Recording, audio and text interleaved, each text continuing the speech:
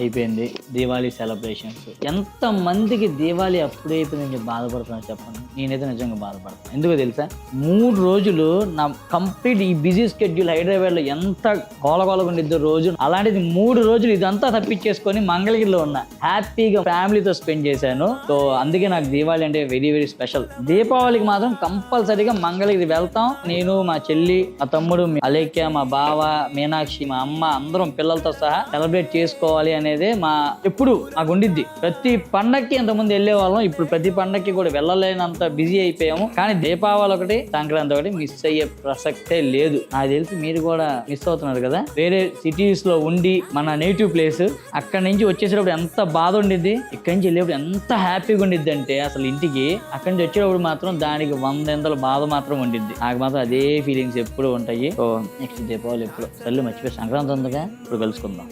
By by.